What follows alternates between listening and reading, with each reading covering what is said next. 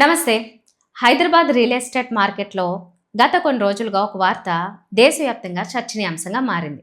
Rayadurg knowledge సిటీలో ఉన్న 6.29 ఎకరాల ప్రైమ్ కమర్షియల్ భూమిని గౌరవ వెంచర్స్ ఎకరానికి 237 కోట్ల చొప్పున కొనుగోలు చేసింది. మొత్తం డీల్ విలువ 1490 కోట్లు. అందరూ ఇంకా ఈ వార్తను చర్చిస్తుండగానే వంశీరామ్ బిల్డర్స్ మరో 5.09 ఎకరాల భూమిని ఎకరానికి 204 కోట్ల చొప్పున కొనుగోలు చేసింది. ఆ డీల్ విలువ 1040 కోట్లు. అంటే కేవలం 11.38 ఎకరాల భూమి ద్వారా టీజీఐఏసీ దాదాపు 2530 కోట్ల ఆదాయం పొందింది. కానీ ఇప్పుడు అసలు ప్రశ్న, ఒక ఎకరానికి 237 కోట్లు పెట్టి భూమి కొనడం బిజినెస్ పరంగా ఎలా సాధ్యం? ఈ బిల్డర్స్ పెట్టిన డబ్బు తిరిగి ఎలా వస్తుంది? ఈ ధరలు నిజంగా ప్రాఫిటబుల్లేనా, లేక ఇదొక రియల్ ఎస్టేట్ బబులా? ఈ వీడియోలో పూర్తి అనాలిసిస్ చూద్దాం. ముందుగా ఒక రాంగ్ ఒపీనియన్ తొలగించాలి. సాధారణంగా డెవలపర్స్ భూమి కొనుగోలు చేసి వెంటనే లాభం ఆశించరు. ఇది 10 ఏళ్ళు లేదా 20 సంవత్సరాల దీర్ఘకాలిక కమర్షియల్ రియల్ ఎస్టేట్ ప్లే. సాధారణంగా మనం ఒక ల్యాండ్ కొంటే దాని విలువ పెరుగుతుందని ఆశిస్తాం.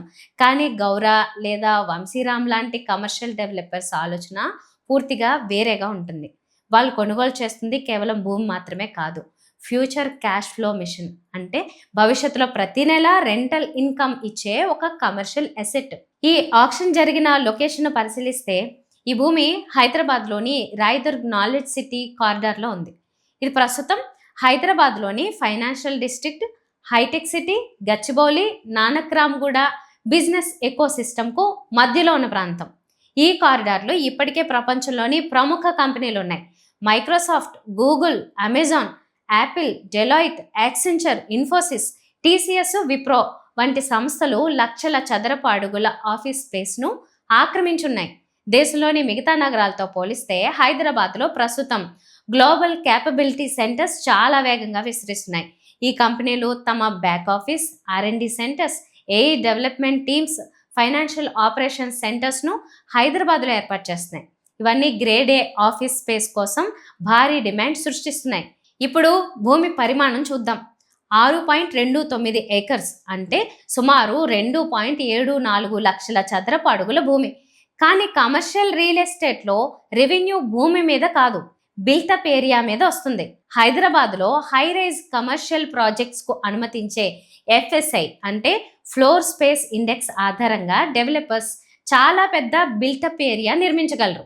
ఇండస్ట్రీ ఎక్స్పర్ట్స్ అంచనా ప్రకారం నాలెడ్జ్ సిటీ లాంటి ప్రైమ్ లొకేషన్లో 40 లక్షల నుండి 60 లక్షల చదరపు అడుగుల వరకు డెవలప్మెంట్ కెపాసిటీ ఉండే అవకాశం ఉంది. అంటే భూమి చిన్నదిగా కనిపించినా దాని మీద నిర్మించబోయే ప్రాజెక్ట్ సైజు చాలా పెద్దది. ఇప్పుడు అసలు లెక్కల విషయానికి వద్దాం. ల్యాండ్ కాస్ట్ 1490 కోట్లు. కన్స్ట్రక్షన్ కాస్ట్ చూస్తే గ్రేడ్ ఏ కమర్షియల్ టవర్ నిర్మించడానికి సాధారణంగా చదరపు అడుగుకు 4500 నుండి 6000 వరకు ఖర్చు అవుతుంది. గౌరా వెంచర్స్ తీసుకున్న ల్యాండ్లో 50 లక్షల చదరపు అడుగుల డెవలప్మెంట్ చేస్తే కన్స్ట్రక్షన్ కాస్ట్ మాత్రమే 2500 నుండి 3000 కోట్ల వరకు వెళ్ళే అవకాశం ఉంది. దీనికి అదనంగా finance cost, interest cost, approvals, marketing, consultancy, fit out support వంటి ఖర్చులు కూడా ఉంటాయి. అంటే మొత్తం ప్రాజెక్టు కాస్ట్ సుమారు 4500 నుండి 5500 కోట్ల మధ్య ఉండొచ్చు. ఇది విన్న వెంటనే చాలామంది ఇంత డబ్బు పెడితే లాభం ఎలా వస్తుంది అని అడుగుతారు. అక్కడే కమర్షియల్ రియల్ ఎస్టేట్ అసలు గేమ్ మొదలవుతుంది.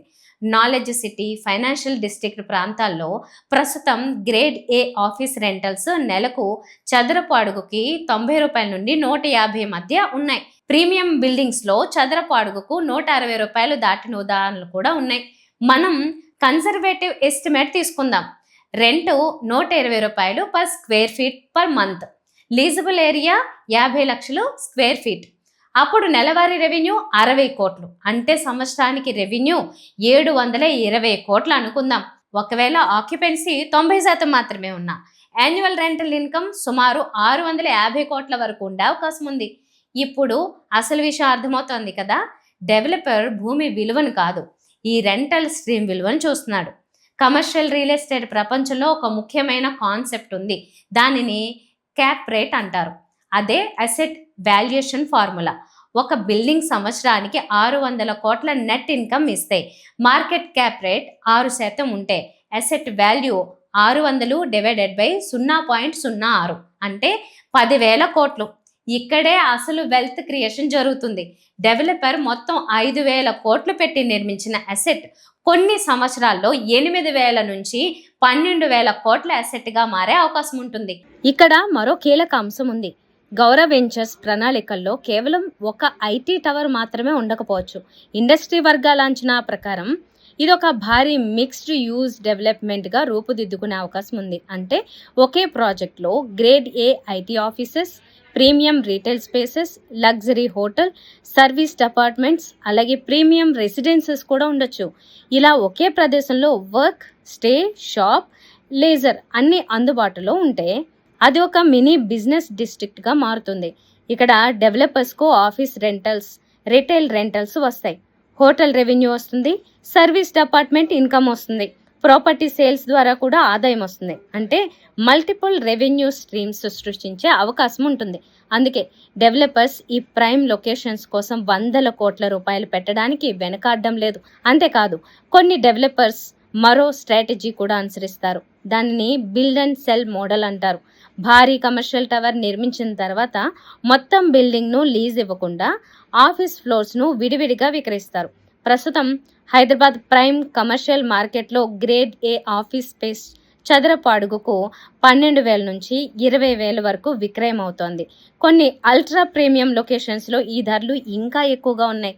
ఒకసారి ఊహించండి, 40 లక్షల చదరపు అడుగుల డెవలప్మెంట్లో కేవలం 10 లక్షల స్క్వేర్ ఫీట్ మాత్రమే విక్రయించిన 1,500 నుంచి 2,000 కోట్ల రూపాయల రెవెన్యూ జనరేట్ చేసే అవకాశం ఉంటుంది.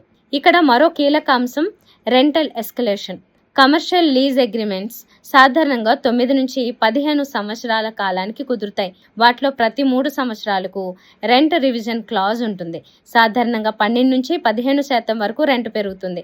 ఈ రోజు చదరపు అడుగుకు 120 రూపాయలు రెంట్ వస్తున్న బిల్డింగ్ 10 సంవత్సరాల తర్వాత 170 లేదా 180 లేదా 200కు పైగా రెంట్ సంపాదించే అవకాశం ఉంటుంది. అంటే డెవలపర్కు వచ్చే క్యాష్ ఫ్లో కాలక్రమేణా పెరుగుతూనే ఉంటుంది. ఇది కమర్షియల్ రియల్ ఎస్టేట్లో అత్యంత శక్తివంతమైన వెల్త్ క్రియేషన్ ఎంజిన్. మరి ఇంకో పెద్ద లాభం అసెట్ ఎప్రిషియేషన్. ఈరోజు ఎకరానికి 237 కోట్లు పెట్టి కొనుగోలు చేసిన భూమి 2035 నాటికి 350 కోట్లు, 400 కోట్లు లేదా 500 కోట్ల స్థాయికి చేరుతుందని డెవలపర్స్ నమ్ముతున్నారు. ఎందుకంటే రాయదుర్గ్ నాలెడ్జ్ సిటీ కారిడార్లో భూమి పరిమితంగా ఉంది, కానీ గ్లోబల్ కంపెనీస్ నుంచి డిమాండ్ మాత్రం పెరుగుతూనే ఉంది.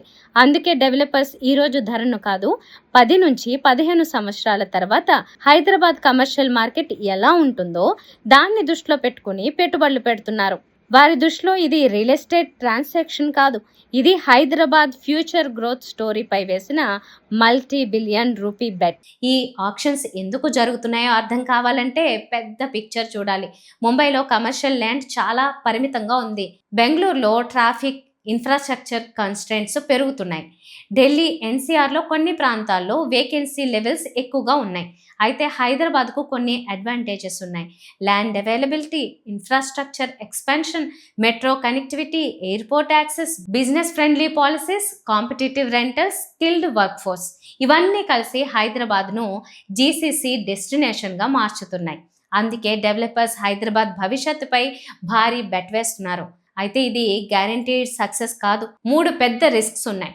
మొదటిది గ్లోబల్ రెసెషన్, రెండవది ఏఐ కారణంగా ఆఫీస్ స్పేస్ డిమాండ్ తగ్గడం, మూడవది అధిక సప్లై. ఒకేసారి హైదరాబాద్లో కోట్ల చదరపు అడుగుల ఆఫీస్ స్పేస్ మార్కెట్లోకి వస్తే రెంటల్స్పై ఒత్తిడి పడే అవకాశం ఉంది. అందుకే ఈ డీల్స్ చాలా అగ్రెసివ్ బెట్స్గా ఇండస్ట్రీ చూస్తోంది. కంక్లూజన్ ఏంటంటే ఈ ఆక్షన్స్ ఒక విషయం స్పష్టంగా చెప్తున్నాయి. Hyderabad commercial real estate market ఇప్పుడు కొత్త దశలోకి ప్రవేశించింది. గౌరవ్ వెంచర్స్ 1,490 కోట్లు, వంశీరామ్ 1,040 కోట్లు, మొత్తం 2,530 కోట్లు కేవలం 11.38 ఎకరాల భూమిపై పెట్టుబడి పెట్టడం అంటే వాళ్ళు హైదరాబాద్ భవిష్యత్తులో 1,000 కోట్ల రెంటల్ ఎకానమీ ఏర్పడుతుందని నమ్ముతున్నారన్నమాట. ఈ డీల్స్ సక్సెస్ అవుతాయా లేక ఓవర్ కాన్ఫిడెన్స్గా మిగిలిపోతాయా అది వచ్చే 10 సంవత్సరాలు నిర్ణయిస్తాయి. కానీ ఒక విషయం మాత్రం స్పష్టం, హైదరాబాద్ ఇక భారతదేశంలోని మరో ఐటీ సిటీ మాత్రమే కాదు, ప్రపంచ కమర్షియల్ రియల్ ఎస్టేట్ ఇన్వెస్టర్స్ దృష్టిని ఆకర్షిస్తున్న ఎమర్జింగ్ గ్లోబల్ బిజినెస్ హబ్. 237 కోట్లు ఎకరానికి చెల్లించడం సరైన నిర్ణయమా, లేక ఇది రియల్ ఎస్టేట్ బబుల్కి సంకేతమా? మీ అభిప్రాయాన్ని కామెంట్స్లో తెలియచేయండి. Thank you.